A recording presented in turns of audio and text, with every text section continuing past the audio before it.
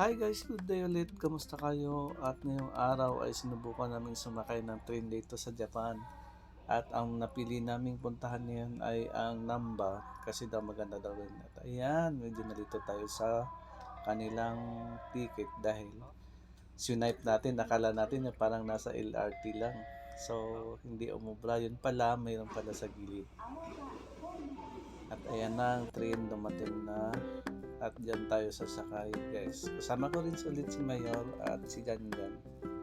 Dalawang beses nga pala tayo sasakay ng train guys. So pagdating dun sa kabilang dulo, lilipat na naman ulit tayo ng train. Kaya napakaganda ng setup ng kanilang train station dito.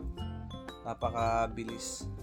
At ayan na pala yung pangalawang train na lilipatan natin guys. So ayan, excited na tayo dahil ikalawang station na lang, nasa Namba na tayo.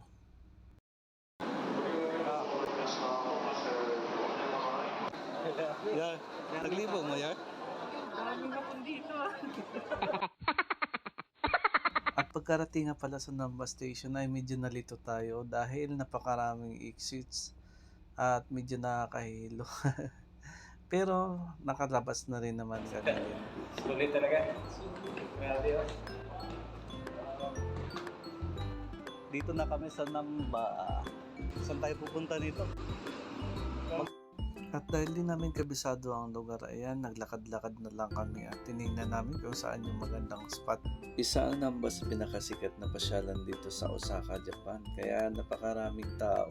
Wow, daming tao. Daming kainan. Dotonbori nga pala ang tawag nila dito sa bandang spot na to. Ayan, maraming tao at marami ring mga kainan. At dito naman sa kabila ay tinatawag nila na Namba Walk Shopping Street. Ayan, napakahaba ng street na yan guys. Na puro mga shops yung mga ano dyan. Mayroon din sila mga tinda, mga bags. Lahat-lahat na dyan, andyan na.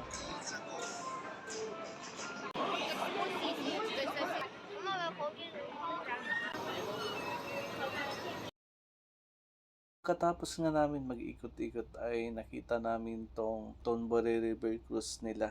So ito yung isa sa pinakamagandang spot dito sa lugar na to.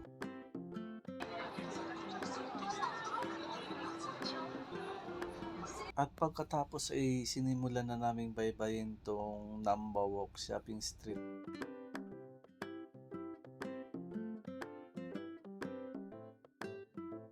Marami dito mga boutiques at mga second-hand store din, kaya kompleto na talaga.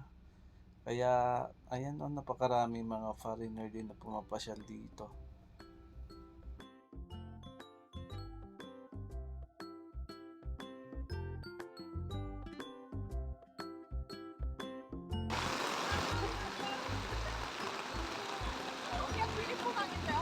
Umulan na pala ng malakas ng mga panahon na to, kaya nagsimula na rin kaming umuwi. Pero para sa mga ibang mga tourist dito at dito sa Japan ay isang blessings tong pag-ulan dito.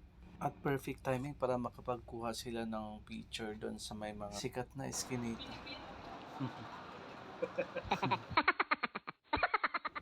At sa mga pagkakataon na yan guys ay pauwi na rin tayo. Sumakay na rin tayo ulit ng train pauwi.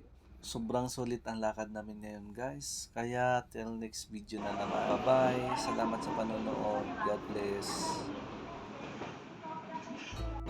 Kamusta yung bakasyon? Okay lang, masaya. Anong nabili mo? Nabili namin ng payong, umbrella. Saka,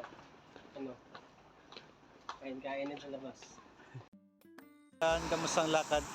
Ito, payong lang nabili ko. Payong lang? Maganda to. Quality. Liit. Hindi ka basta-basta iiwan. Matibay. Matibay pa sa relasyon niya.